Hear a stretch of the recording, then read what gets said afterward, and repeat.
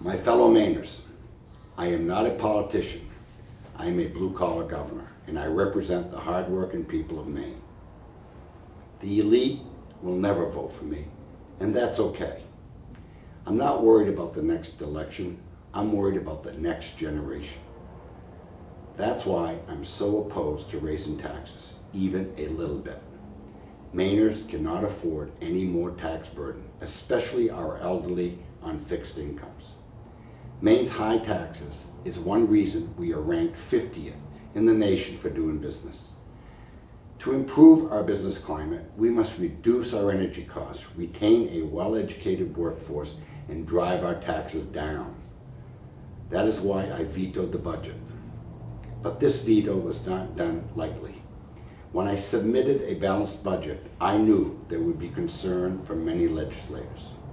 We had almost 6 months to work together and find a solution that would have made hard decisions but still protected our most vulnerable. It was an opportunity for our state to do something great, to make real changes for the better. Unfortunately, it was a missed opportunity.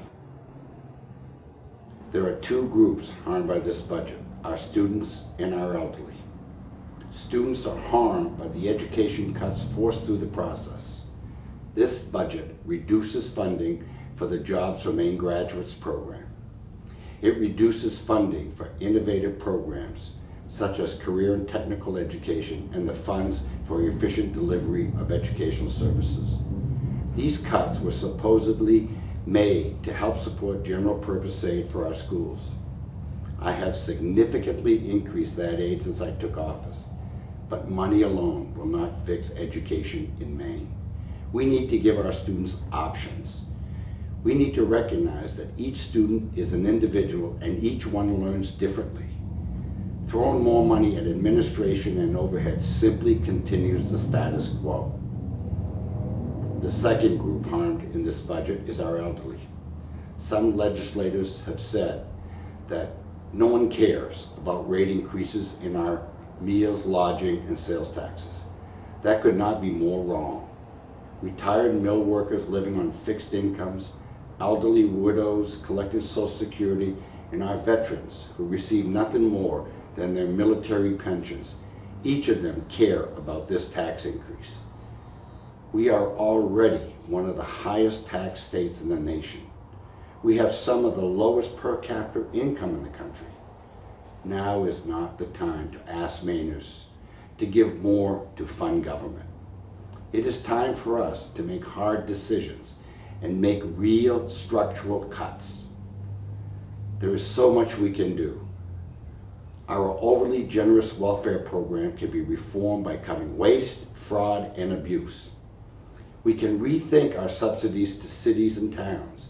Lewiston and Auburn are already doing much together, and they can do more. I have told everyone where the efficiencies can be found in Waterville, Winslow, Oakland, and Fairfield.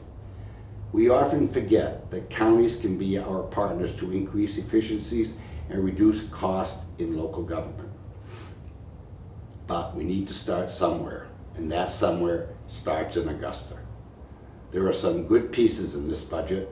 I recognize that. Those pieces should be a starting point for us to go back to the table and do more.